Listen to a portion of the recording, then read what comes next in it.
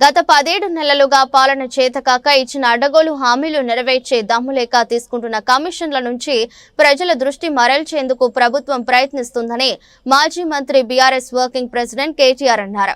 కేసీఆర్, హరీష్ రావులను నోటీసులు ఇవ్వడంపై కేటీఆర్ స్పందించారు.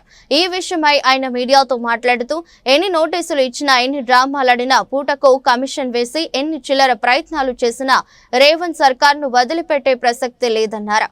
ముమ్మాటికి న్యాయం, ధర్మమే గెలుస్తుందని కేటీఆర్ ధీమా వ్యక్తం చేశారు.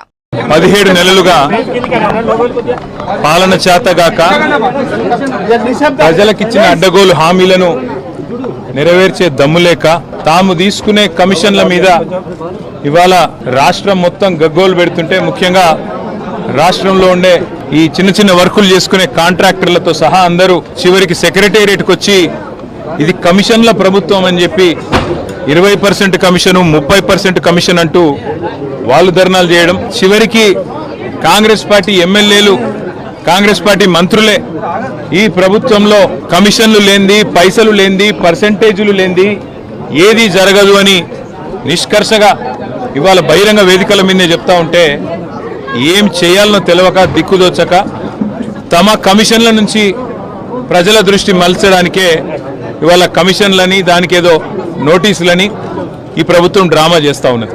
ప్రజాపాలన కాస్త ఈరోజు పర్సెంటేజ్ల పాలనగా మారిపోయింది. ఇది వాస్తవం. 20%, 30% అనేది మేం చేస్తున్న ఆరోపణ కాదు. ఇవాళ స్వయంగా కాంగ్రెస్ పార్టీ ఎమ్మెల్యేలు, మంత్రులు చెప్తున్న మాట, ఈ రాష్ట్రంలో కాంట్రాక్టర్లు సెక్రటేరియట్లోనే ధర్నా చేసే దుస్థితి వచ్చిన మాట వాస్తవం. ఇది కాంగ్రెసు, బీజేపీ కలిపి ఆడుతున్న, కలిపి వండుతున్న వంటకం ఏదైతే ఉందో, కాళేశ్వరాన్ని ఒక విఫల ప్రయోగంగా చిత్రీకరించే ప్రయత్నం ఏదైతే ఉందో, ప్రజలకు వాస్తవాలు తెలుసు.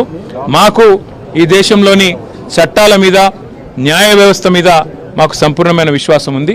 తప్పకుండా ఈ ప్రభుత్వాన్ని మాత్రం తప్పించుకుందామనే ప్రయత్నం చేస్తూ ఉన్నారు. అంటే కమిషన్ల పేరిట, కాలయాపన పేరిట, కమిటీల పేరిట తామిచ్చిన 6 గ్యారంటీలు, 420 హామీలు, వాటిని ప్రజల దృష్టి వాటి నుంచి పక్కకు తీసుకుపోయే ప్రయత్నం ఏదైతే చేస్తున్నారో వదిలిపెట్టే సమస్య లేదు. మీరు ఎన్ని నోటీసులు ఇచ్చినా, ఎన్ని డ్రామాలు ఆడినా అవన్నీ కూడా తప్పకుండా దూది పింజల్లాగా తేలిపోతాయనే మాట కూడా తప్పకుండా చెబుతూ, ముమ్మాటికి న్యాయము, ధర్మము గెలుస్తుంది. ముమ్మాటికి తెలంగాణకు మేలు చేసిన వాళ్ళని ఆ దేవుడు కాపాడతాడు. మీరు ఎన్ని చిల్లర ప్రయత్నాలు చేసినా, వచ్చి 17 నెలల నుంచి మీరు చేస్తున్నాయని చిల్లర ప్రయత్నాలే. ఈ కమిషన్ అని, ఆ కమిషన్ అని, ఈ ఎంక్వైరీ అని, ఆ ఎంక్వైరీ అని. అందుకే నేను చెప్పేది, ఈ 3D మంత్రం ఎక్కువ రోజులు నడవదు. ఈ డిసెప్షన్, డిస్ట్రక్షన్, డిస్ట్రాక్షన్ అనే మీ ఆలోచన ఏదైతుందో ఎక్కువ రోజులు నడవదు. తప్పకుండా తెలంగాణ ప్రజలు తిరగబడే రోజు కూడా వస్తుంది.